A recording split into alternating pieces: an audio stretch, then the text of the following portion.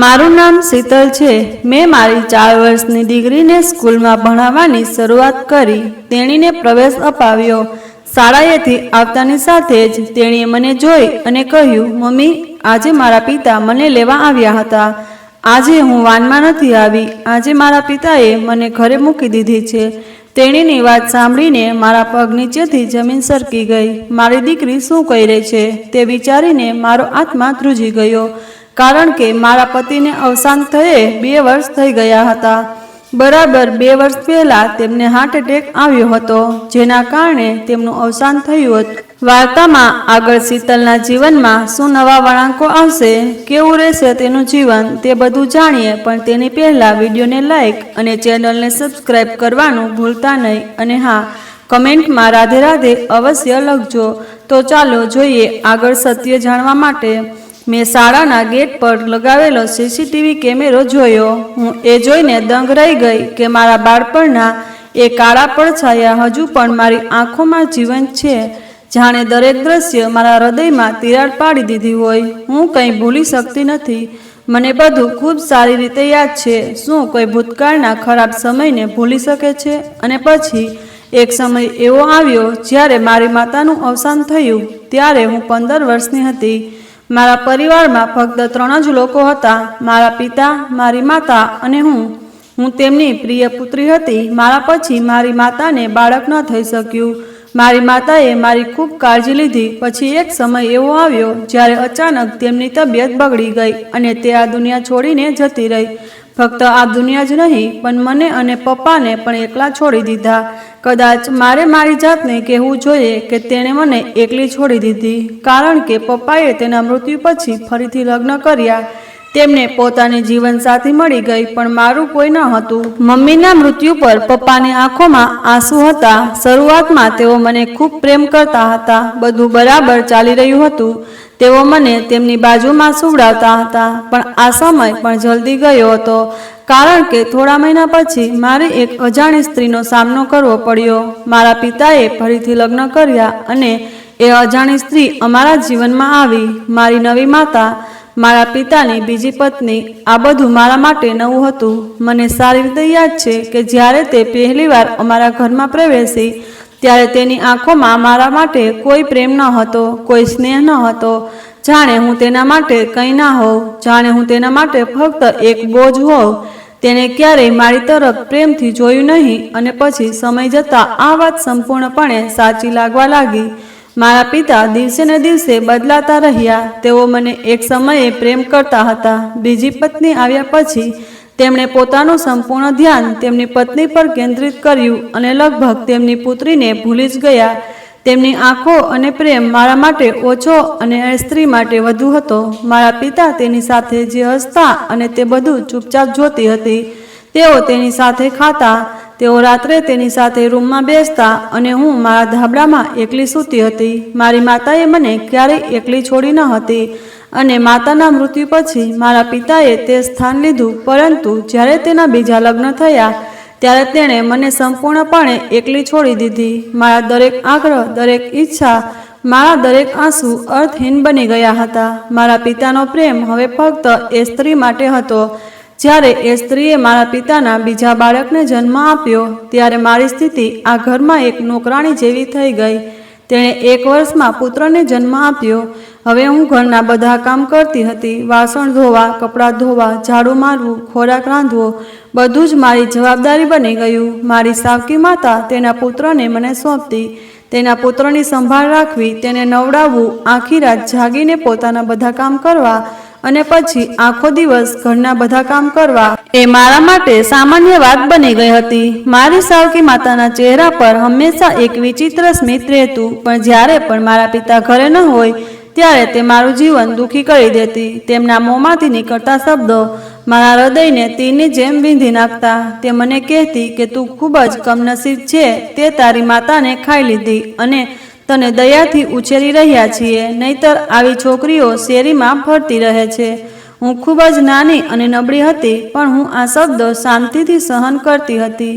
એકવાર મારા પિતાની સામે જ્યારે મેં મારી સાવકી માતા વિશે ફરિયાદ કરવાનો પ્રયાસ કર્યો, ત્યારે તે રડતા રડતા પિતાની બાજુમાં બેઠી અને કહ્યું કે જો તમારી પુત્રી મને દોષ આપી રહી છે. પિતાએ મને પણ તેમની પાસે બોલાવી તેમણે કહ્યું કે તું કેમ ખોટું બોલે છે દીકરા? તારી સાવકી માતાએ કહ્યું, હા, તે ખૂબ ખોટું બોલે છે. તે મને દોષ આપે છે. તેને કાબૂમાં રાખવી પડશે, નહીં તો તે આપણું નામ બદનામ કરશે. જ્યારે તે ખૂબ રડી ત્યારે પિતાએ મારા ગાલ પર જોરથી થપ્પડ મારી અને કહ્યું કે ભવિષ્યમાં ક્યારેય તમારી માતા વિશે ફરિયાદ લઈને મારી પાસે ન આવશો. તે તમારી સાથે ખૂબ ખરાબ વર્તન કરે છે. તે તમારી ખૂબ કાળજી રાખે છે. તે તમારું બધું કામ કરે છે. તમને માતાની જેમ ઉછેરે છે, છતાં પણ તમે તેને દોષ આપો છો. તે દિવસથી મારા હૃદયમાં એક ઊંડો પસ્તાવો જન્મ્યો. શાળા મારો એકમાત્ર સહારો હતો, જ્યાં હું થોડા કલાકો શાંતિથી શ્વાસ લેતી હતી. મારા જેવી છોકરીઓને હસતી જોઈને મારું જીવન ઈર્ષા કરતું હતું, પણ હું પોતાને સાંત્વના આપતી હતી કે હું પણ કંઈક બનીશ. એક દિવસ કદાચ મારું જીવન પણ બદલાશે. પણ તે દિવસ ક્યારેય આવવા દેવામાં આવ્યો નહીં. હવે હું 17 વર્ષની હતી. એક દિવસ શાળાએથી પરત ફરતી વખતે કેટલાક છોકરાઓએ મારો રસ્તો રોક્યો. તેઓ ગંદી વાતો કરવા લાગ્યા અને લડાઈ વિશે વાત કરવા લાગ્યા. જ્યારે મેં આગળ વધવાનો પ્રયાસ કર્યો ત્યારે તેઓએ મારા રસ્તો રોકી દીધો. હું ડરી ગઈ હતી અને ધ્રુજી રહી હતી. જ્યારે હું પાછળ ફરી ત્યારે પણ હું કોઈને જોઈ શકતી ન હતી. અચાનક મને એક અવાજ સંભળાયો, અરે, તેને સ્પર્શ ના કર, નહીતર હું તારો હાથ તોડી નાખીશ. તે રોહિત હતો. તે છોકરાઓને ધક્કો મારીને મારી સામે આવીને ઊભો રહ્યો. તેણે મને તેની પાછળ સંતાવાનો ઈશારો કર્યો અને પછી તે છોકરાઓને કચરાના ઢગલા જેવી રીતે ભગાડી દીધા. મારી નજર તેના પર પડી. પછી જ્યારે તે મારી તરફ ફર્યો ત્યારે તેની આંખોમાં કંઈક એવું હતું જેણે મારા હૃદયને શાંત કર્યું. મેં મારી આંખો નીચી કરી, પણ મારું હૃદય હજી પણ ત્યાં જ હતું. મને એક અજાણ્યો ધબકારો અનુભવવા લાગ્યો. તે દિવસ પછી તે ઘણીવાર શાળાના સમય દરમિયાન મારા રસ્તામાં આવતો. ક્યારેક દૂરથી મને હેલો કહેતો, ક્યારેક છાયામાં બેસીને મારી સામે જોતો. એક દિવસ તેણે મને પૂછ્યું કે તું કેમ છે? તે કદાચ વાત કરવાનું બહાનું શોધી રહ્યો હતો, પણ હવે તેણે વાતચીત શરૂ કરી. મેં ખચકાટ સાથે જવાબ આપ્યો કે હું ઠીક છું. તેણે હસીને કહ્યું કે તું હસતી રહે. હસતી વખતે તું ખૂબ જ સારી લાગે છે. તે દિવસે હું આખો દિવસ અરીસામાં મારી જાતને જોતી રહી કે હાસ્ય ખરેખર મારા પર સારું લાગે છે કે તે ફક્ત મારી મજાક ઉડાવી રહ્યો છે. પણ તે બધું સ્વપ્ન જ રહ્યું, કારણ કે થોડા દિવસો પછી મારી સાવકી માતાએ મને કહ્યું કે આજથી તારું શાળાએ જવાનું બંધ થઈ ગયું છે. જલ્દી ઉઠો અને ઘરના બધા કામ કરો. કપડાં ધોઈ નાખો. બધા વાસણો ત્યાં પડેલા છે તે પણ ધોવા પડશે. ભણવાના સપના છોડી દો. તમારે બીજા ઘરે જઈને ઘરકામ કરવું છે અને ભણવું નહીં.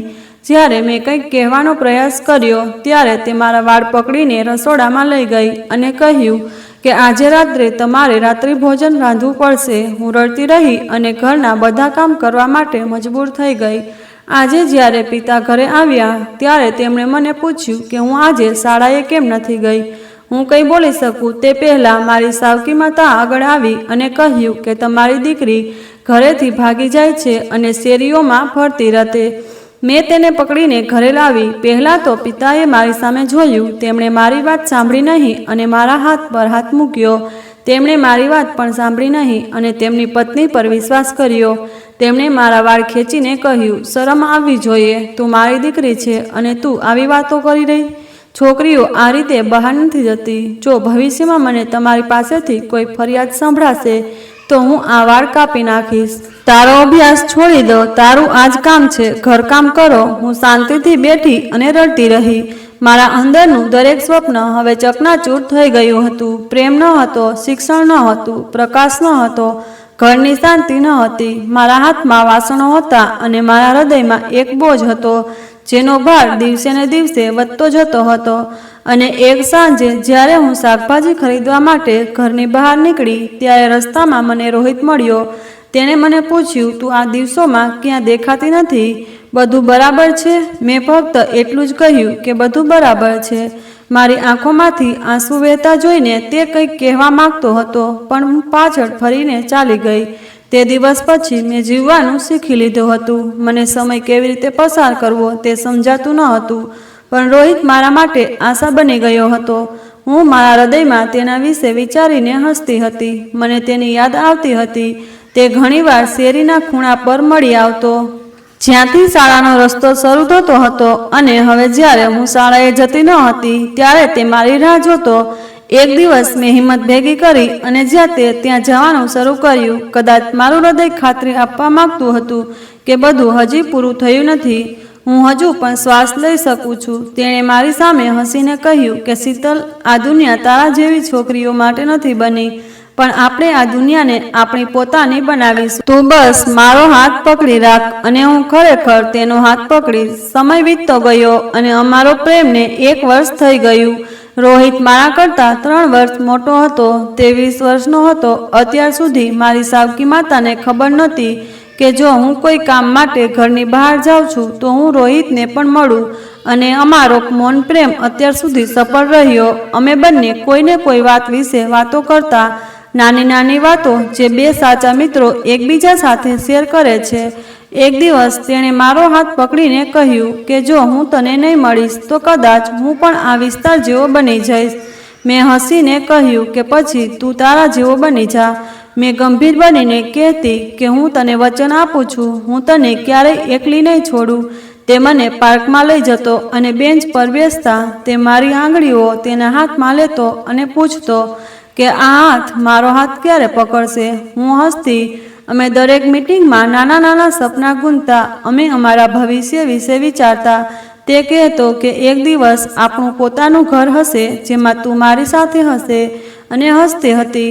તે કહેતો કે તું એ ઘરમાં આમ જ હસતી રહીશ અને હું તને જોતો રહીશ. આપણી એક નાની દુનિયા હશે જેમાં આપણા પોતાના બાળકો હશે. હું હસતી હતી અને તે કહેતો હતો કે મારા બાળકોને ભણાવવાની જવાબદારી મારી હશે.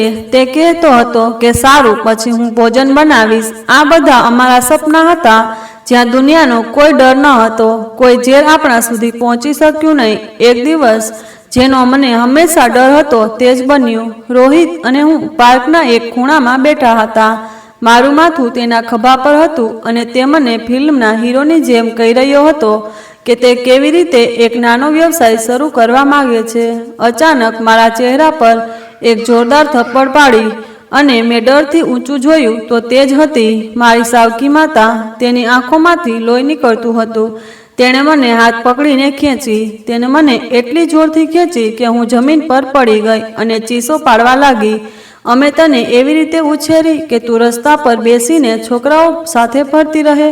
તે અમારું નામ બદનામ કર્યું. અહીંથી ચાલી જા. રોહિતે કંઈક કહેવાનો પ્રયાસ કર્યો પણ મારી સાવકી માતાએ તેની સામે જોયું અને કહ્યું, તારા જેવા છોકરાઓ જ આવી છોકરીઓને ફસાવે છે. હવે તે તારી છે. અમે તેના મૃતદેહને અમારા દરવાજા પર પણ આવવા દઈશું નહીં. જાણે પીગળેલા કાચ મારા કાનમાં પડી રહ્યા હતા. હું ધ્રુજતા પગલાઓ સાથે તેની સાથે ચાલવા લાગી અને તે મને ખેંચી રહી હતી. રસ્તામાં જે પણ મને મળ્યા મેં તેમને બૂમ પાડી, આપણા માનના દુશ્મનને જુઓ, ગંદા ગટરમાં જન્મેલી રખડતી છોકરીને જુઓ, જેને અમે આશ્રય આપ્યો, જેને અમે ટેકો આપ્યો, જેને અમે ઉછેરી. હવે અમે બદનામ થઈ ગયા છીએ. ઘરે પહોંચીને તેઓએ દરવાજો બંધ કરી દીધો અને મને અંદર ધકેલી દીધી. પિતા સામે સોફા પર બેઠા હતા. સાવકી માતાએ કહ્યું, તમને અભિનંદન, તમારી પ્રિય પુત્રી બહાર છોકરાઓ સાથે મજા કરી રહી હતી. મેં તેને ઘરમાં રાખીને ખોટું કર્યું. હવે કાં તો તેને બહાર કાઢી નાખો અથવા મને. પિતાએ કંઈ પણ બોલ્યા વિના મારા પર એક ચપ્પલ ફેંક્યું. પછી તે જોરથી બૂમો પાડવા લાગ્યા, મારા ઘરમાંથી નીકળી જા. તેણે કહ્યું, તું એવી નીકળી જેના વિશે મેં ક્યારેય વિચાર્યું પણ ન હતું. તે મારી પ્રતિષ્ઠા બગાડી છે. અહીંથી નીકળી જા. હું હવે તારું મોઢું પણ નહીં જોઉં. હું જમીન પર બેઠી અને રડતી રહી. મારી સાવકી માતાએ મારી વેણી પકડી અને કહ્યું, હવે મને કહો કે તું ક્યાં જતી હતી અને કોને મળતી હતી. અમને બધું જણાવ. હું ચીસો પાડતી રહી. મેં કાંઈ કર્યું નથી. હું ફક્ત એની સાથે વાત કરતી હતી. તે હસવા લાગી અને કહ્યું, તો તું રોજ બગીચામાં છોકરાઓ સાથે વાત કરતી હતી. તું ખભા પર માથું રાખીને વાત કરતી હતી. લોકો સાચું કહે કે જો માતા ન હોય તો દીકરી બેકાબુ બની જાય છે. હું રડી રહી હતી અને મારી નજર સામે રોહિત અને તેની માતા અમારા ઘરના આંગણામાં ઊભા હતા. તેમને જોઈને મારા શ્વાસ થંભી ગયા. હું ટેરેસ પર દોડી ગઈ. મારી સાવકી માતાએ બંને તરફ એક નજર નાખી અને ચહેરો ફેરવીને કહ્યું, હા બેન, બધું બરાબર છે. આજે તમને અમારા ઘરના દરવાજાની કેવી રીતે યાદ આવી? રોહિતની માતાએ ધીમેથી કહ્યું, બેન, હું રોહિતની માતા છું. આ મારો દીકરો રોહિત છે. હું તમારી દીકરી માટે તેનો પ્રસ્તાવ લઈને આવી છું. જો તમને લાગે કે તે સાચું છે તો આપણે આ બાબતને આગળ વધારીશું. મને ખુશી હતી કે રોહિતે હિંમત બતાવી અને તરત જ તેની માતા સાથે પ્રસ્તાવ લઈને મારા ઘરે આવ્યો. રોહિતની માતાએ પોતાની વાત પૂરી કરી ન હતી ત્યારે સાવકી માતા હસવા લાગી. ઓહ, આ તો અદ્ભુત છે સંબંધ, અને તે પણ આ ભટકતી છોકરી સાથે, જેના વિશે આપણે ઘણી વાતો કરી છે. તેઓએ પાર્કમાં ઘણીવાર એકબીજાના હાથ પકડ્યા. રોહિતની માતાના કપાળ પર કરચલીઓ પડી ગઈ. તેણીએ કહ્યું કે બહેન, તમને ગેરસમજ થઈ ગઈ. મારા દીકરાના ઈરાદા સાચ છે. તેણે મને બધું કહ્યું. તેણે પોતે મને કહ્યું કે તે શીતલ સાથે આદર સાથે રહેવા માગે છે. તે તેને સ્વીકારવા માગે છે. સાવકી માતાના શબ્દો ખૂબ કઠોર હતા. તેણીએ આગળ કહ્યું કે જુઓ, અમે સારા લોકો છીએ. તમારો દીકરો રોજ અમારા દરવાજાની બહાર ફરતો રહે છે. રોહિતે ઉપર જોયું અને કહ્યું કે કાકી, હું શીતલને પ્રેમ કરું છું. અમે બંને એકબીજા સાથે સંમત છીએ. અમને ફક્ત તમારી સંમતિની જરૂર છે. સાવકી માતાએ તરત જ તેને હાંકી કાઢ્યો અને કહ્યું કે તારી બકવાસ બંધ કર. તારા જેવા છોકરાઓ પ્રેમ નથી કરતા. તું છોકરીઓને ગેરમાર્ગે દોરે છે. તું તેમની માસુમિયતનો ફાયદો ઉઠાવે છે. શીતલ નિર્દોષ છે. તું તેને તારા જાળમાં ફસાવે છે. રોહિતની માતાએ ફરીથી નરમ શબ્દમાં કહ્યું કે બહેન, જો અમારા ઈરાદા ખરાબ હોત તો પ્રસ્તાવ લઈને ન આવ્યા હોત. એટલામાં પિતાનો અવાજ ગુંજ્યો. તેમણે કહ્યું કે બસ, બહુ થયું. મેં બહુ સાંભળ્યું છે. મારા ઘરમાંથી નીકળી જા. હું મારી દીકરીના લગ્ન કોઈ ભટકતા છોકરા સાથે નહીં કરાવું. હું છત પર ઊભી હતી. મારા હાથ ધ્રુજવા લાગ્યા. એવું લાગતું હતું કે મારું હૃદય ધડકવાનું ભૂલી ગયું છે. સાવકી માતાએ અવાજ ફરી ગુંજ્યો. તેણે કહ્યું, અને સાંભળો, જો આ છોકરાનો પડછાયો ફરીથી શીતલ પર પડશે તો આપણે તેને પોલીસને સોંપી દઈશું. રોહિતે મારી સામે જોયું. મારી આંખો આંસુઓથી ભરાઈ ગઈ. તેણે પોતાની જાતને કાબૂમાં રાખી અને આંખો નીચી રાખીને ત્યાં જ ઊભો રહ્યો અને તેની માતાનો હાથ પકડીને દરવાજા તરફ ચાલ્યો. હું નીચે આવી શકી નહીં. મારા પગ જમીન પર અટકી ગયા હતા. પિતાનો ગુસ્સો આકાશને સ્પર્શી રહ્યો હતો. અંદર આવતાની સાથે જ તેને બરાડા પાડ્યા. શીતલ, તું ક્યાં છે? બહાર નીકળ. હું ભાનમાં આવી અને નીચે દોડી ગઈ. મારા પગ ધ્રુજવા લાગ્યા, પણ મારા ચહેરા પર સ્પષ્ટ હતું કે મેં કાંઈ ભૂલ કરી નથી. મેં કહ્યું, પપ્પા, કૃપા કરીને મારી વાત સાંભળો. મેં કાંઈ ખોટું કર્યું નથી. મને જોતા જ તેણે મને જોરથી થપ્પડ મારી. પડઘો ખૂબ જ જોરથી પડ્યો. મારી સાવકી માતા કહેવા લાગી કે તમે અમારું માન બગાડ્યું છે. તમે અમારી પાડોશમાં અને શરમમાં મૂકી દીધા છે. તમારી શું મજબૂરી હતી કે તમે છોકરાઓ સાથે ફરો છો? આંખોમાં આંસુ સાથે મેં કહ્યું કે પપ્પા, એ રોહિત છે. તેણે આદર અને પ્રસ્તાવ સાથે મોકલ્યો હતો. તે લગ્નમાં મારો હાથ માગવા આવ્યો હતો. પછી મારી સાવકી માતા તરત જ ચીસો પાડવા લાગી. ઓહો શીતલ, બેશરમીની પણ એક હદ હોય છે. બધાની સામે મને બદનામ કર્યા પછી તે હવે કહે છે કે તે આદર સાથે આવ્યો હતો. આજે જ્યારે મેં તમને બંનેને પાર્કમાં બેઠા જોયા, હું તમને કહી શકતી નથી. મને શરમ આવે છે. તે તેના હાથમાં લપેટાયેલી હતી. આ દિવસ જોતા પહેલા હું મરી કેમ ના ગઈ? તે દિવસે પિતાએ ફરીથી ખુરશી પર જોરથી પ્રહાર કર્યો. હું કંઈક કહેવા જતી હતી ત્યારે તેમણે મને રોકી અને કહ્યું કે હવે તું અમારા મોઢેથી એક પણ શબ્દ નહીં સાંભળું. આજ પછી જો તે છોકરો આ ઘરની નજીક આવશે તો યાદ રાખજે, હું તમને મારી નાખીશ. મારા કાનમાં ફક્ત એક જ શબ્દ ગૂંજતો હતો કે તમે મારું માન બગાડ્યું છે.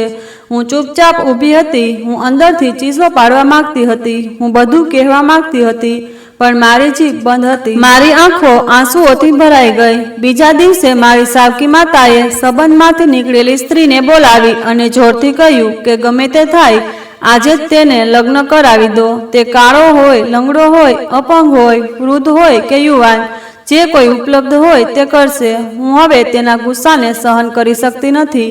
તેણે અમને બદનામ કર્યા છે. હું તેને મારા ઘરમાં લાંબા સમય સુધી સહન કરી શકતી નથી. સંબંધમાંથી આવેલી સ્ત્રીએ મારી સામે જોયું અને કહ્યું કે છોકરી દેખાવથી નિર્દોષ લાગે છે. સાવકી માતાએ બવત ચડાવીને કહ્યું કે જે પણ છોકરીએ છોકરા સાથે પાર્કમાં ફરવા જાય તે કદાચ સરળ લાગશે. તમે સમજી ગયા હશો કે તેની જીભ શાંત છે, પણ તેની આંખો અને કાર્યો બધું જ કહી દે છે. હું માથું નમાવીને બેઠી હતી, જાણે મારું અસ્તિત્વ જ મારી વિરુદ્ધ સાક્ષી બની ગયું હોય. 2 દિવસ પછી એક પુરુષ અને એક સ્ત્રી અમારા ઘરે આવ્યા. તેઓએ રજતના પાડોશી વિશે કહ્યું કે તે ખૂબ જ સારો છોકરો છે, અનાથ છે, સ્માર્ટ અને સંયમિત વ્યક્તિ છે, સખત મહેનત કરીને પોતાનું ગુજરાન ચલાવે છે અને શિક્ષિત પણ છે. તેને કોઈ ખરાબ ટેવ નથી, તે ફક્ત ગરીબ છે, તેના કોઈ માતા પિતા નથી. જો તમે સંમત થાઓ તો આપણે કાલે લગ્ન કરી શકીએ છીએ. મારા પિતાએ એક ક્ષણ માટે મારી સામે જોયું, પછી જ મારી સાવકી માતા તરફ, જે તરત જ કહેવા લાગી કે મને કોઈ વાંધો નથી, મને આ સંબંધ સ્વીકાર્ય છે, લગ્ન જલ્દી કરાવી દો. હું કંઈ કહેવા માંગતી હતી પણ મારો અવાજ મારા ગળામાં જ અટવાઈ ગયો. હું રૂમમાં ગઈ, દરવાજો બંધ કર્યો અને એક કોરી પેન અને કાગળ ઉપાડ્યો. મારા હૃદયમાંથી કાગળ પર શબ્દો વહેવા લાગ્યા. રોહિત, આજે હું તને છેલ્લી વાર પત્ર આપીને જઈ રહી છું. જો મારા મૌનથી તને ક્યારેય દુઃખ થયું હોય તો મને માફ કરજે. હું તારી સાથે મારું જીવન વિતાવવા માંગતી હતી. મેં સ્વપ્ન પણ જોયું હતું, પણ જીવન સપનાથી નહીં પણ વાસ્તવિકતાઓથી બનેલું છે. અને મારું સત્ય એ છે કે હું હવે કોઈ બીજાની થવાની છું. તું ખૂબ જ સારો છે, તું વધુ સારો છે, પણ ઘા મારા ભાગ્યમાં જ લખ્યા છે.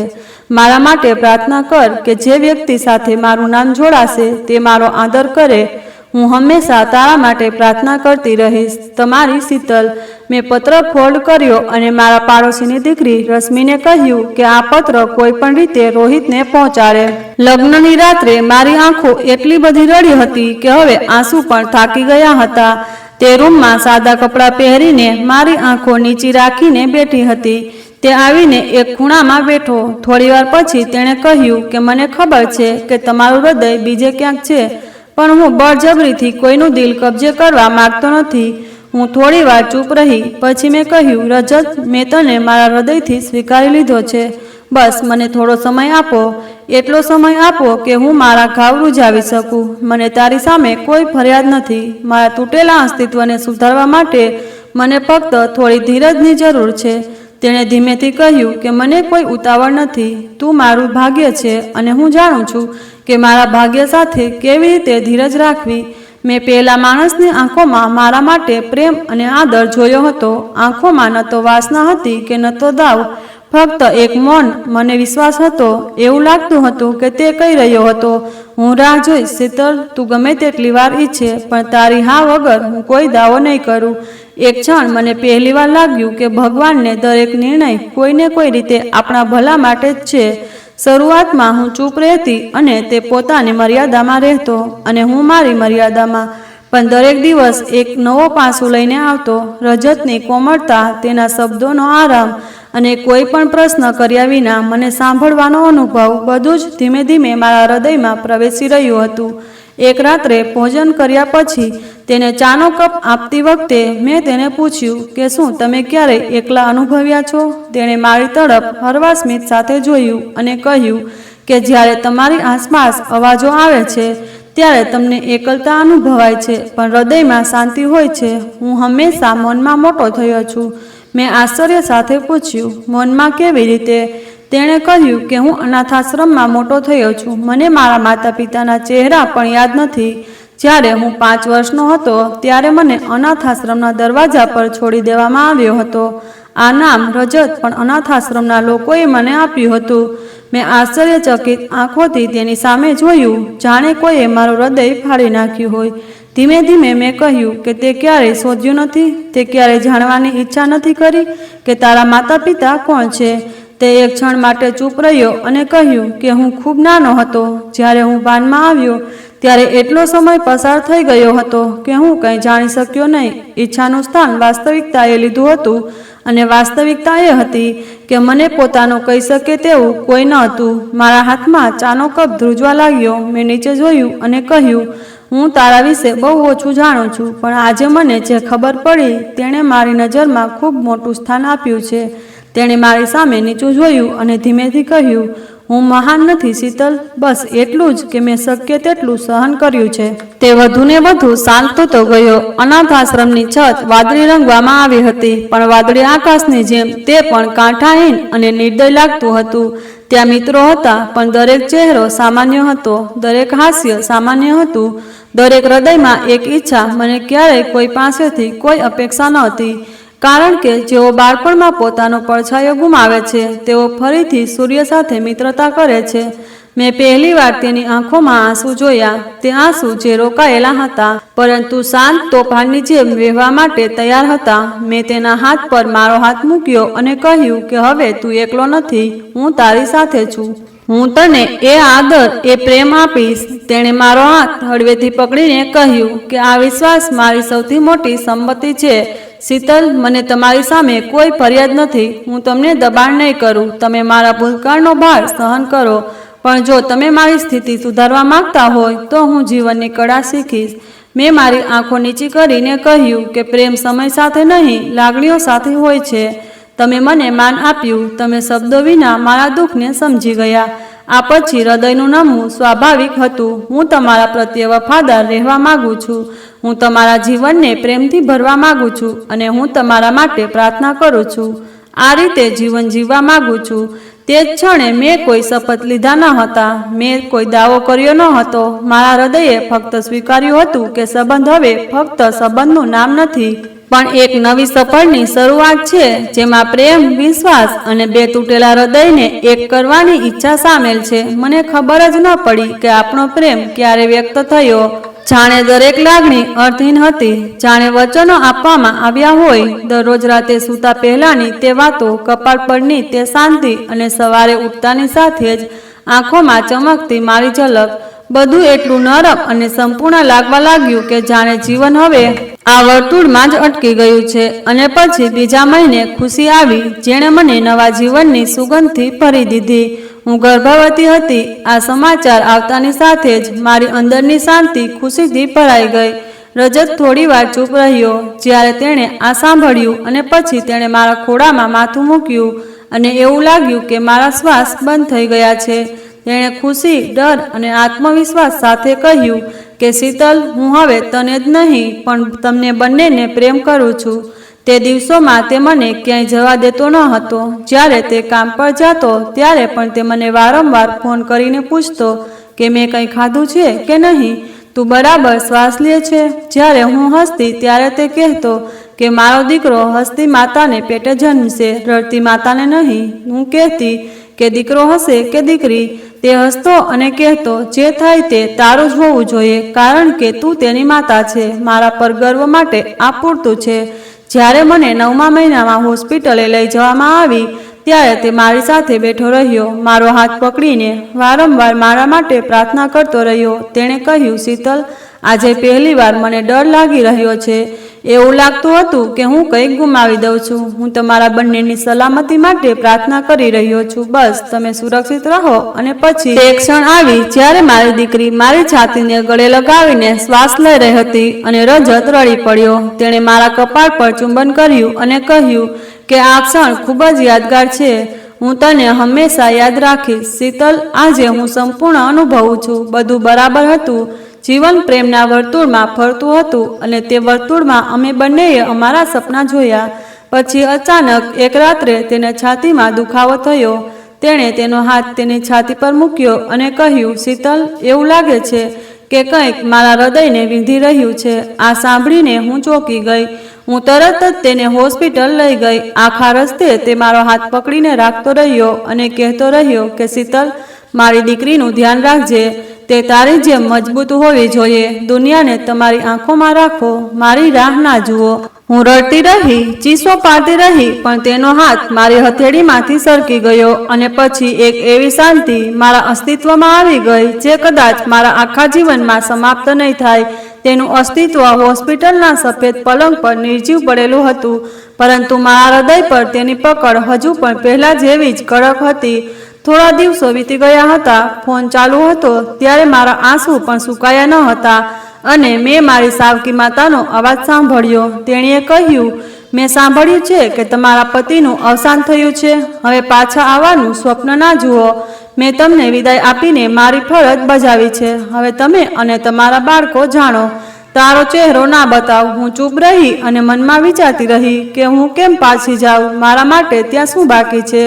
જ્યાં મારા માટે ફક્ત આરોપો છે અને બીજું કાંઈ નથી. હું મારી દીકરીને છાતીએ લગાવીને વિચારતી રહી કે હવે જીવન મને ક્યાં લઈ જશે. પણ એ ચોક્કસ હતું કે હું રજતની દીકરીને એવી સ્ત્રી બનાવીશ જે કોઈની પણ આંખોમાં જોઈને વાત કરશે, નમીને નહીં. મારી દીકરીને છાતીએ રાખીને હું મારી આંખો સામે મારી દુનિયા તૂટી પડતી જોઈ રહી. શરૂઆતના દિવસોમાં મને કાંઈ સમજાતું ન હતું. મને ન તો ખોરાકની ચિંતા હતી કે ન તો બીજા કોઈની. મારી દીકરી નેહાને ખોળામાં રાખીને હું રજતના છેલ્લા શબ્દો કહેતો રહ્યો કે મારી દીકરી તારા જેવી મજબૂત હોવી જોઈએ. હું વારંવાર મારી જાતને કહેતી હતી કે હવે મારી દીકરી નબળી નહીં બની. આ છોકરી તને તૂટતી જોઈ શકતી નથી. પછી સમય એવો આવ્યો કે જતાં મેં મારી જાતનું ધ્યાન રાખ્યું. મેં મારી જાતે કપડાં ધોવાનું શરૂ કર્યું, રસોઈ પણ શરૂ કરી. મારી દીકરી મારા ખોળામાં હતી અને મારા હૃદયમાં પીડા સાથે મેં દરવાજો ખખડાવ્યો અને લોકો પાસેથી શીખી. મેં એક જૂનું સીવણ મશીન લીધું અને પાડોશની સ્ત્રીઓને કહ્યું કે તેઓ બાળકોના કપડાં મારી પાસેથી સીવી લે. હું ઓછા પૈસા લઈશ અને કામ પણ સારું કરીશ. શરૂઆતમાં 1-2 સ્ત્રીઓ આવી. કોઈએ મને દુપટ્ટો આપ્યો, કોઈએ મને સાડીનો પેટીકોટ સીવવા માટે આપ્યો અને કોઈએ કહ્યું કે શીતલબહેન, તમારી સીવણ ખૂબ જ સરસ છે. હું ચૂપચાપ કામ કરતી હતી. સમયનું ચક્ર આ રીતે ફરતું રહ્યું. હું દિવસ રાત સીવણ કરતી હતી. મને હવામાનનો ખ્યાલ પણ ન હતો. મશીનની સોયમાં મારા સપનાઓ ફસાયેલા 4 વર્ષ વીતી ગયા. નેહા 4 વર્ષની થઈ ગઈ હતી. મેં હિંમત ભેગી કરી અને તેને નજીકની શાળામાં પ્રવેશ અપાવ્યો. પ્રવેશ ફોર્મ ભરતી વખતે અને તેનું નામ લખતી વખતે મારા હાથ ધ્રુજતા હતા. પિતાની જગ્યાએ તેનું નામ લખતી વખતે મારી આંખો સામે છેલ્લું દ્રશ્ય ઝબકી ગયું. તેના છેલ્લા શબ્દો, મારી દીકરી તારા જેવી જ મજબૂત બનશે. મેં મારા આંસુ લૂછ્યા. ફોર્મ જમા કરાવ્યું અને નેહાનો નાનો હાથ પકડીને મેં તેને સ્કૂલના ગેટ પર ઊભી રાખી. તેણે મારી તરફ જોયું અને કહ્યું, મમ્મી, હું રોજ સ્કૂલે જઈશ, ખરું ને? મેં માથું હલાવ્યું અને કહ્યું, હા દીકરી, તું રોજ સ્કૂલે જઈશ, ભણીશ અને આગળ વધીશ. તેણે કહ્યું, પછી હું પણ મોટી થઈશ ત્યારે તારી જેમ કામ કરીશ. મેં તેને પ્રેમથી કહ્યું, દીકરી, તું તારી માતા જેવી નહીં બને, બલકે તું મારા કરતાં સારી બનશે. સીવણ મશીન તારા માટે નથી બનાવવામાં આવ્યું. તારા માટે પેન ઉપાડવી પડશે, શિક્ષણની કળા શીખવી પડશે. સ્કૂલના પહેલા દિવસે હું દરવાજાની બહાર ઊભી રહી. દિવસ પૂરો થયો ત્યાં સુધી. જ્યારે તે બહાર આવી ત્યારે તે ખુશીથી કિલકિલાટ કરી રહી હતી. તેણે કહ્યું, મમ્મી, આજે શિક્ષકે મને શરૂઆત આપી છે અને કહ્યું કે નેહા ખૂબ જ સ્માર્ટ છોકરી છે. મેં મારા મનમાં કહ્યું કે દીકરી, તું જન્મ્યા પછી તરત જ સ્માર્ટ બની ગઈ. જ્યારે તું તારી મમ્મીને ફરીથી તેના અસ્તિત્વને જીવવાની કુશળતા આપી. રાત્રે તે પુસ્તકો ખોલીને કહેતી, મમ્મી, કૃપા કરીને મને આ શીખવો. થાકેલા હાથ હોવા છતાં હું તેનો અવાજ સાંભળીને જીવંત થઈ જતી. પછી તે દરરોજ સવારે એક નિત્યક્રમ બની ગયો. હું તેને તૈયાર કરતી, હું પોતે મશીન પર બેસતી, તે સ્કૂલે જતી અને પાછી આવીને મને દિવસની વાતો કહેતી. તે દિવસે જ્યારે નેહા સ્કૂલેથી ઘરે પાછી આવી ત્યારે તેના ચહેરા પર એક વિચિત્ર સ્મિત હતું. તે તેના જૂતા ઉતારીને મારી નજીક આવીને તોફાની રીતે બેઠી. મેં મશીન બંધ કર્યું અને પૂછ્યું, શું વાત છે મારી દીકરી, આજે આટલી ખુશ કેમ દેખાય છે? તેણે ધીમેથી કહ્યું કે મમ્મી, શું તમને ખબર છે, પપ્પા આજે મને મળવા આવ્યા હતા. મારા હાથમાંથી દોરા પડી ગયા. એવું લાગતું હતું કે મારું હૃદય એક ક્ષણ માટે ધબકતું બંધ થઈ ગયું. મેં ગભરાઈને કહ્યું કે તમે શું કહો છો? તેણે કહ્યું, હા, પપ્પા આવ્યા હતા. તેણે નિર્દોષ શબ્દોમાં જવાબ આપ્યો. પપ્પા સ્કૂલના ગેટ પાસે ઊભા હતા. જ્યારે હું બ્રેક માટે બહાર આવી ત્યારે તેણે મને બોલાવી અને કહ્યું, નેહા બેટા. પછી તે મારી પાસે આવ્યા અને કહ્યું કે હું મોટી થઈ ગઈ છું અને મને પૂછ્યું કે શું હું ચિત્રકામ આવડે છે. મેં કહ્યું, ના, મને નથી આવડતું. તેણે કહ્યું કે તે મને શીખવશે. મેં કહ્યું, મમ્મી ગુસ્સે થશે. પછી તેણે કહ્યું, ના બેટા, મમ્મીને ના કહેતા, આપણા વચ્ચેનું રહસ્ય છે. મારી દીકરીના શબ્દો સાંભળીને મેં અચાનક તેનો હાથ પકડી લીધો. મેં કહ્યું, નેહા, તેણે તને સ્પર્શ કર્યો નથી ને બેટા? તે હસવા લાગી અને કહ્યું, ના મમ્મી, તેણે ફક્ત વાત કરી અને થોડીવાર વાત કર્યા પછી તે ચાલ્યો ગયો. ખૂબ જ પરેશાન હતી. હું આખો દિવસ બેચેન રહી. બીજા દિવસે સવારે હું તેની સાથે નેહાની શાળામાં ગઈ. તે શાળાના ગેટ પર ઊભેલા ચોકીદારને પૂછ્યું કે શું કોઈ અજાણ્યો વ્યક્તિ અહીં છોકરી સાથે વાત કરે છે? તેણે કહ્યું, ના મેડમ, આવું કોઈ આવતું નથી. બધા બાળકોના માતા પિતા તેમને લેવા આવે છે. તમે કોની વાત કરો છો? મેં તેને જવાબ ન આપ્યો અને સીધી શાળાની અંદર પ્રિન્સિપાલના રૂમમાં ગઈ. દરવાજો ખોલીને મેં કહ્યું, મેડમ, હું નેહાની માતા છું. મારે તમારી સાથે ખૂબ જ મહત્વપૂર્ણ વાત કરવી છે. શું તમે મારા માટે સીસીટીવી ફૂટેજ ચેક કરાવી શકો છો? હું સ્કૂલના ગેટ તરફ વળી. તેણીએ આશ્ચર્યથી મારી સામે જોયું અને પૂછ્યું, શું થયું મેડમ? શું આપને કોઈ સમસ્યા વિશે જાણી શકીએ છીએ? મેં ઊંડો શ્વાસ લીધો અને કહ્યું, મારી પુત્રી કહી રહી છે કે તેના મૃત પિતા તેને મળવા અહીં આવે છે. પ્રિન્સિપાલે આઘાતમાં મારી સામે જોયું અને કહ્યું, મૃત પિતા? મેં કહ્યું, હા, મારા પતિનું 4 વર્ષ પહેલાં અવસાન થયું હતું અને જો કોઈ અજાણી વ્યક્તિ તેની પુત્રીને ફોન કરી રહી હોય તો હું જાણવા માગું છું કે તે કોણ છે. મારી પુત્રીની પાછળ પડેલો તે અજાણ્યો વ્યક્તિ કોણ છે તે જાણવું મારા માટે મુશ્કેલ બની રહ્યું હતું. કદાચ તે અપહરણકર્તા હોય. તેણીએ કહ્યું, ઠીક છે મેડમ, અમે તમને મદદ કરીશું. તેણીએ સ્ટાફને ફોન કર્યો અને ગઈકાલનો સીસીટીવી ફૂટેજ મેળવ્યો. તે વિડીયો પ્લે થતાં જ નેહા ગેટમાંથી બહાર આવતી દેખાઈ અને પછી કેમેરાના ખૂણામાં એક પુરુષનું અસ્તિત્વ ઉભરી આવ્યું. તેનો ચહેરો જોતાં જ મારા શ્વાસ અટકી ગયા અને મારી આંખો પહોળી થઈ ગઈ. એ બીજો કોઈ નહીં પણ રોહિતનો ચહેરો હતો. એ જ દેખાવ, તેનામાં બિલકુલ ફેરફાર ન હતો. તે મારી દીકરી નેહાને કંઈક કહી રહ્યો હતો અને નીચે નમીને તેની તરફ જોઈ રહ્યો હતો. પછી તે હસવા લાગ્યો અને હાથથી કેટલાક ઇશારા કર્યા. નેહા હસીને આગળ વધી. તેણે તેની સામે માથું નમાવ્યું અને પછી 2 ડગલા પાછળ હટી ગયો. બીજા દિવસે હું શાળા બંધ થવાના સમય પહેલાં જ શાળાની બહાર પહોંચી ગઈ. હું દિવાલની છાયામાં દરવાજાની પાછળ ઊભી રહી. રજા આવતાની સાથે જ સમય થયો અને બાળકો બહાર આવવા લાગ્યા અને પછી તે આવ્યો. ગેટથી થોડે દૂર નેહા ગેટમાંથી બહાર આવતાની સાથે જ તે ઊભો થયો અને તેની નજીક જવા લાગ્યો. તેણે નેહાને કહ્યું કે બેટા, મારી દીકરી એક ક્ષણ માટે અટકી ગઈ પણ પછી તે આગળ વધી ગઈ. તેની મારી હાજરીની ખબર નહોતી. મેં ઊંચા અવાજે કહ્યું, તું મારી દીકરીને શું શીખવશે? ખોટું બોલી રહ્યો છે? તેણે પાછળ ફરીને આઘાતમાં મારી તરફ જોયું. તેની આંખો આશ્ચર્યથી પહોળી થઈ ગઈ અને તેણે કહ્યું, શીતલ, તું? હું તેની ખૂબ નજીક આવી ગઈ હતી. મારો અવાજ સાંભળીને નેહા ડરી ગઈ. મેં મારી દીકરીને રોહિતથી દૂર રાખવાનો પૂરો પ્રયાસ કર્યો પરંતુ નેહાની જીદ અને તેની વિનંતી, રોહિતની શાળાની બહાર વારંવાર થતી મુલાકાતો અને ધીમે ધીમે થાકી રહી હતી. એક દિવસ મેં મારી જાતને કહ્યું કે જો આ વ્યક્તિ મારી દીકરીને મળવા માંગે છે તો જોઈએ કે કેટલા દિવસ તે મળતો રહે. કેટલા સમયમાં તે પોતે જ થાકી જશે. તે દિવસે હું મારી દીકરીને કંઈ પણ કહ્યા વિના બળજબરીથી ઘરે લઈ આવી પરંતુ મારી દીકરી પછી પણ તેને મળવાનું ચાલુ રાખ્યું. પરંતુ રોહિત થાક્યો નહીં. તે દરરોજ શાળાએ આવતો હતો. ક્યારેક તે નેહા માટે રંગો, ક્યારેક તેના માટે ચોકલેટ અને રમકડા અને ક્યારેક તેની પસંદગીના પુસ્તકો લાવતો હતો. નેહા ખુશ રહેતી હતી, જાણે તેને ઘણા વર્ષો પછી કોઈ ઓળખ મળી હોય. મને લાગતું હતું કે તે મારી દીકરીને કેવી રીતે સંભાળવી તે જાણે છે. તે તેના નિર્દોષ પ્રશ્નોનો જવાબ ધીરજ અને પ્રેમથી આપતો હતો. તેના વર્તનને સમજી ગયો અને એક દિવસ નેહાએ કહ્યું કે મમ્મી, પપ્પા કહે છે કે જો તમે પરવાનગી આપો તો તે અમને આઈસ્ક્રીમ માટે લઈ જાય.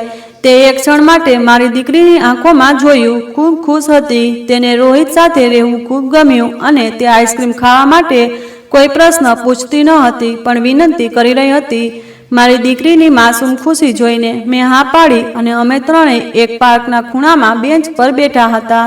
નેહાના હાથમાં તેનું મનપસંદ સ્વાદવાળું આઈસ્ક્રીમ હતું અને તે ખુશીથી ખાઈ રહી હતી અને તેને ફેંકી રહી હતી. રોહિતે એક ટીસ્યુ કાઢ્યું અને તેના હાથ સાફ કર્યા અને પછી મારી સામે જોવા લાગ્યો. તે આંખો જેમાં કોઈ દાવો ન હતો, ફક્ત એક જ પ્રશ્ન હતો. મેં મારો ચહેરો ફેરવી લીધો અને પણ તેણે ધીમેથી કહ્યું કે શીતલ, હું તારી સાથે વાત કરવા માંગુ છું.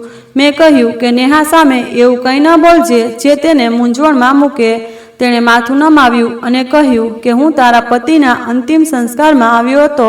હું પાછળ ઊભો હતો પણ આગળ આવવાની હિંમત ન હતી. મેં હમણાં જ તારો ચહેરો દૂરથી જોયો. તારા ચહેરા પરની તે શાંતિ જે તને આખરે ખૂબ દુઃખ સહન કર્યા પછી મળી. હું મારી જાતને તારો પતિ બનાવી શક્યો નહીં. હું તારા જીવનનો ભાગ બની શક્યો નહીં. મેં આઘાતમાં રોહિત તરફ જોયું. મેં કહ્યું, શું તને કોઈ ખ્યાલ છે કે તું આ રીતે પાછો આવીને મારા જીવનને કેવી રીતે મૂંઝવી રહ્યો છે? નેહા તમને પપ્પા કહેવા લાગી છે અને મને ખબર નથી કે તમે ક્યારે જશો. તેણે તરત જ કહ્યું કે હું તને છોડીને ક્યાંય જવાનો નથી. હવે હું તારી સાથે હંમેશા રહેવા માગું છું. હું તમારી અને તમારી દીકરીની સંભાળ રાખવા માગું છું. ફક્ત નેહા માટે, તમારા માટે અને આપણા પ્રેમ માટે પણ. મેં હસીને કહ્યું, તમને મારા માટે કંઈ પણ બનવાનો અધિકાર ક્યારે હતો? મને તમારા જીવનમાંથી દૂર રાખવામાં આવી હતી, તે કહેવા લાગ્યો. પણ હવે સમય ઘણો બદલાઈ ગયો છે. ત્યારે હું નબળી હતી, કાયર હતી. મને દુનિયાથી ડર લાગતો હતો, પણ હવે મને કંઈ ગુમાવવાનો ડર નથી. નેહાએ વચ્ચે પૂછ્યું, મમ્મી, શું આપણે રોજ સ્કૂલે જઈએ છીએ? શું આપણે પપ્પા સાથે પાર્કમાં જઈ શકીએ? મારી દીકરી હંમેશા તેને પપ્પા કહેતી, કારણ કે રોહિતે તેને પપ્પા કહેવાનું કહ્યું હતું. તેથી જ તે તેને કાકા નહીં પણ પાપા કહી રહી હતી. રોહિતે હસતા હસતા નેહાને કહ્યું કે દીકરી, હું તારો પિતા છું. તું મને પપ્પા કહે ત્યારે મને ખૂબ ગમે છે. મેં તરત જ કહ્યું કે આ બધું એટલું સરળ નથી. દરેક વસ્તુની એક મર્યાદા હોય છે, એક સમય હોય છે, એક સત્ય હોય છે જેને અવગણી શકાય નહીં. રોહિતે મને અટકાવી અને કહ્યું કે શું એ સાચું છે કે આપણે બંનેએ ભૂલો કરી હતી? તમે કદાચ તેને વધુ સહન કર્યું હશે, પણ હવે હું હંમેશા રહેવાના ઈરાદા સાથે આવ્યો છું. મેં ગુસ્સા ભરાયેલા સ્વરમાં કહ્યું કે ઈરાદા ફક્ત શબ્દો નથી, તે ભૂતકાળનો ભાર પણ વહન કરે છે જે દરેક વ્યક્તિ સહન કરી શકતું નથી. તે કહેવા લાગ્યો કે જો તમે મને ટેકો આપો તો મારા માટે બધું સરળ થઈ જશે અને બધું શક્ય બનશે. મેં નેહા તરફ જોયું જે હવે બેન્ચ પાછળ કંઈક શોધી રહી હતી અને કહ્યું કે મારી એક જ શરત છે. જો તમે ફરીથી નેહાના જીવનમાંથી પાછા જશો તો હું તમને ક્યારેય માફ કરીશ નહીં. હું વારંવાર મારી જાતને જોવાનું ટાળી રહી હતી. અરીસામાં મારો ચહેરો જોવાનો પ્રયાસ કરી રહી હતી. મારામાં હિંમત નહોતી. રોહિતના દરેક શબ્દ, દરેક વર્તન, દરેક વિચાર મને એક દિશામાં ખેંચી રહ્યા હતા અને મારા અંતરાત્મા મને બીજી દિશામાં ખેંચી રહ્યા હતા. એક દિવસ મેં મારી જાતને પૂછ્યું, શું આ બધું ખોટું છે? અને બીજી ક્ષણે મેં જવાબ આપ્યો કે હા, કદાચ ખોટું છે, કારણ કે હું હજી પણ બીજાની વિધવા છું અને જેની પત્ની હું હતી તે હવે સ્વર્ગમાં છે, પરંતુ તેના નામ સાથે જોડાયેલી મારી વફાદારી હજુ પણ જીવંત છે. પરંતુ રોહિતની હાજરી દિવસે ને દિવસે તે વફાદારીનો શ્વાસ છીનવી રહી હતી. તે મારામાં એક કોમળતા પેદા કરી રહ્યો હતો જે હું વર્ષોથી અનુભવી શકી ન હતી. દરરોજ સાંજે તે દરવાજો ખટખટાવતો અને કહેતો કે શીતલ, તેને બહાર લાવો, ચાલો ક્યાંક જઈએ, અને હું આ બહાને તેની સાથે જતી. એક દિવસ મેં તેને પૂછ્યું કે તેને મારા પ્રત્યે સહાનુભૂતિ છે કે બીજું કંઈક. તે ગંભીર બન્યો અને કહ્યું કે બાળક પ્રત્યે ઠંડી સહાનુભૂતિ બતાવવામાં આવે છે. હું તારી સાથે રહેવા માંગુ છું દરેક ક્ષણ. મેં કડક શબ્દોમાં કહ્યું કે આ બધું સરળ નથી રોહિત. હું દરરોજ મારા મૃત પતિની આત્માની શાંતિ માટે પ્રાર્થના કરું છું અને સાંજે હું તારી સાથે બેસીને ચા પીઉં છું. તો શું તમને લાગે છે કે આ બધું મારા માટે સામાન્ય છે? તેણે કહ્યું, તો શું તમે મજબૂરીથી આ બધું કરી રહ્યા છો? હું ચૂપ થઈ ગઈ. તેણે મારો હાથ તરફ ઈશારો કરીને કહ્યું, મેં આ હાથ પકડ્યો નહોતો, પણ જ્યારે પણ તું જાતે તેને લંબાવતો હતો. શીતલ, તારે તારી સાથે લડવાની જરૂર નથી. હું તને દબાણ નથી કરી રહ્યો. તે રાત્રે હું આખી રાત સૂઈ ન શકી. હું ફક્ત ઉછાળતી અને ફેરવતી રહી. મારા પતિના યાદો, તેના શબ્દો, તેની સાથે વિતાવેલી દરેક ક્ષણ મારી આંખોમાં ફિલ્મ જેમ ફરતી રહી. આ સાથે રોહિતની હાજરી, તેના શબ્દો, તેનું મૌન, તેણે મને મદદ કરવી, મારી દીકરીને પ્રેમ કરવો, તેની સાથે જોડાયેલું સ્મિત, આ બધું જ ફિલ્મનો ભાગ બની ગયું હતું. સવારે બારી બહાર જોતી વખતે મેં મારી જાતને કહ્યું, શું હું ખરેખર કોઈ મોટું પાપ કરી રહી છું? શું મેં ફરીથી મારું જીવન જીવવાનો અધિકાર ગુમાવી દીધો છે? નેહા મારી પાસે આવી, મને ગળે લગાવી અને કહ્યું કે મમ્મી, પપ્પાએ કહ્યું છે કે તે આજે આપણી સાથે રાત્રિ ભોજન કરશે. તું તેમને એકવાર કહે કે તું પણ ઈચ્છે છે તેઓ અમારી સાથે રહે. મેં તેના ચહેરા તરફ જોયું. તેની આંખોમાં ખુશી હતી જે વર્ષોથી દેખાતી ન હતી, પણ મારા હૃદયમાં એક મૂંઝવણ હતી જે ચીસો પાડી રહી હતી કે હું આ ખોટું કરી રહી છું. મેં તેને મારા ખોળામાં લીધી અને કહ્યું કે દીકરી, જો કોઈનું દુઃખ કોઈની ખુશીમાં છુપાયેલું હોય તો તું કંઈ ખોટું કેમ નથી કરતી? તો શું એ ખુશી સાચી છે? એણે કહ્યું કે મમ્મી, જો કોઈનું દુઃખ વેચવાથી 3 લોકોનું સુખ પાછું આવે તો એ વાત સાચી છે. નહીં મમ્મી, હું એને પ્રેમ કરતી હતી અને મારા હૃદયમાં ઊંડો શ્વાસ લીધો. રોહિત આવ્યો અને મેં તેને જોયો. એ કંઈક કહેવા જતો હતો ત્યારે મેં કહ્યું કે ક્યારે દિલના દરવાજા પર બેઠેલા પ્રવાસીને ફક્ત એટલા માટે જ દૂર કરી દેવામાં આવે છે કારણ કે આપણે માનીએ છીએ કે તે મહેમાન છે. જો કે તે ત્યાં રહેવા આવ્યો હતો, એણે કહ્યું, અને એ મહેમાન દરવાજો ખખડાવ્યા વિના બેસે છે. તો મેં કહ્યું કદાચ એનું દિલ અપમાનિત થયું હશે. એણે હસીને કહ્યું, શીતલ, શું હું અંદર આવી શકું? મેં એક ક્ષણ માટે વિચાર્યું. પછી મેં કહ્યું કે હવે કદાચ મોડું થઈ ગયું છે કારણ કે તું અંદર આવી ગયો છે. મને સ્વીકારવામાં સમય લાગી રહ્યો છે. એણે જવાબ ન આપ્યો. એ બસ એવી રીતે બેઠો રહ્યો જાણે હવે એની પાસે ક્યાંય જવાનું નથી. મેં મારા પતિના આત્માને મારા હૃદયમાં કહ્યું કે મેં તારો હક ચૂકવી દીધો છે. કદાચ હવે મારે મારા હક લેવા પડશે, જીવવા માટે, હસવા માટે અને વર્ષોથી દબાયેલી દરેક વસ્તુનો અનુભવ કરવા માટે. રોહિત ખૂબ જ સારો વ્યક્તિ હતો. તેણે પોતાના વ્યવસાયમાં પણ ખૂબ સારું કામ કર્યું હતું, પણ આજે તે થોડો અલગ લાગતો હતો. બપોરે જ્યારે તે પાછો આવ્યો ત્યારે મેં પૂછ્યું કે આટલા લાંબા સમય સુધી ક્યાં હતો? તેમણે આંખો નીચી કરી અને કહ્યું કે તે પંડિતજી સાથે વાત કરવા ગયો હતો. મેં તેમને આશ્ચર્યથી પૂછ્યું, શું તેઓ થોડી વાર ચૂપ રહ્યા? પછી તેમણે કહ્યું કે તેઓ પૂછવા ગયા હતા કે વિધવા છોકરી સાથે લગ્ન કરવાનો અનુભવ કેવો રહેશે. મારા હાથ ધ્રુજવા લાગ્યા. મેં મારી નજર ટાળીને પૂછ્યું કે પંડિતજી શું કહે છે?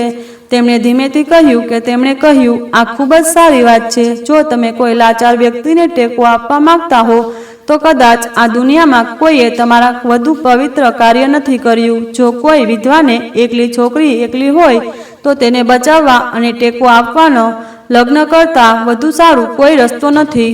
હું થોડી વાર ચૂપ રહી અને કાંઈ બોલી શકી નહીં. મારા હૃદયમાં એક વિચિત્ર બેચેની હતી, જાણે ઘણા વર્ષો પછી દરવાજો ખુલ્યો હોય. આ સમયે નેહા બહાર આંગણામાં રમી રહી હતી. પછી તે આવીને મને ગળે લગાવી. તેણે કહ્યું કે મમ્મી, શું તમે જાણો છો, મેં ભગવાનને મારા પિતા પાછા આપવા માટે પ્રાર્થના કરી હતી. મેં તેના વાળ પર હાથ ફેરવ્યો. તેણે કહ્યું, રાત્રે મેં ગુપ્ત રીતે ભગવાનને વિનંતી કરી કે મને મારા પિતા પાછા આપે કારણ કે તમે હંમેશા એકલા રહો છો. તમારે બધું કામ કરવું પડે છે, પણ જો તમે મારી સાથે હશો તો હું તે કરી શકીશ નહીં. જો પપ્પા તમારી સાથે હશે તો બધું સરળ થઈ જશે. મારી આંખોમાંથી આંસુ વહી રહ્યા હતા. રોહિત દરવાજાના ચોકઠા પર ઊભો રહ્યો અને બોલ્યો, નેહા, જો તમારી માતા મને પરવાનગી આપે તો હું ખરેખર તમારા પિતા બની શકું છું. નેહાએ તરત જ કહ્યું, જો મમ્મી હા કહે તો હું દરરોજ પ્રાર્થના કરીશ કે તમે મને ક્યારેય છોડશો નહીં. રોહિતે મારી દીકરીને વચન આપ્યું હતું અને શપથ લીધા હતા કે હું તમને બધાને છોડીને ક્યાંય નહીં જાઉં. હું હંમેશા તમારી સાથે રહીશ. મેં મારા હૃદયમાં ધીમેથી કહ્યું કે હું ઈચ્છું છું કે આવું થાય. ભગવાન હૃદયમાં છુપાયેલી પ્રાર્થનાઓ પણ સાંભળે છે. કદાચ આજે તે દિવસ છે. બીજા દિવસે હું અને રોહિત મંદિરમાં ગયા અને લગ્ન કર્યા. લગ્ન ખૂબ જ શાંતિથી અને સરળ રીતે થયા. રોહિતે મને વચન આપ્યું હતું કે અગ્નિને સાક્ષી તરીકે રાખીને હું મારી પત્ની અને પુત્રીનું જીવનભર રક્ષણ કરીશ. હું તેમને જીવનભર પ્રેમ અને સ્નેહ આપીશ. મારા હૃદયે એકવાર કહ્યું હતું કે હું પણ એવું જ કરીશ. જીવનની એક નવી શરૂઆત થઈ ગઈ હતી અને મારી દીકરી ખુશીની તાળીઓ પાડી રહી હતી. તેના પિતા તેના જીવનમાં પાછા ફર્યા અને કહ્યું કે હવે તેણે દરરોજ પ્રાર્થના કરવી પડશે કે તેના પિતા ક્યાંય ન જાય. રોહિતે નીચે ઝૂકીને તેને પોતાના હાથમાં લીધી અને તેને કહ્યું કે તારી પ્રાર્થનાઓ દરરોજ સાંભળવામાં આવશે દીકરા. હવે આપણે ત્રણેય સાથે રહીશું. તે ક્ષણે પહેલીવાર મને લાગ્યું કે જીવને ફરીથી મારો હાથ પકડી લીધો છે. આ વખતે મજબૂતીથી, સુરક્ષિત રીતે અને સુગંધથી ભરેલા વિશ્વાસ સાથે. અને મારા હૃદયમાં પાપની લાગણી ક્યાંક પાછળ રહી ગઈ હતી. મને લાગતું હતું કે હું મારા પતિ સાથે છેતરપિંડી કરી રહી છું, પણ મારી દીકરીની ખુશી પણ આમાં હતી. રોહિત મને અને મારી દીકરીને તેની સાથે તેના ઘરે લઈ ગયો. અમે ત્યાં ખુશીથી રહીએ છીએ. મારી દીકરી તેના આખા જીવનમાં ક્યારેય એટલી ખુશ નહોતી જેટલી તે રોહિત સાથે છે. તેના પિતા તેણીને એક નામ અને તેના પિતાનો ટેકો જોઈતો હતો. જે તેને રોહિત તરફથી મળ્યો। મિત્રો, મને આશા છે કે તમને અમારી વાર્તા ગમી હશે। જો તમને વાર્તા ગમી હોય તો વિડીયોને લાઈક કરો। જો તમે ચેનલ પર નવા છો તો ચેનલને સબસ્ક્રાઈબ કરો અને હા, સૂચના ઘંટડી દબાવો જેથી તમને આગળની અપડેટ પહેલા મળે।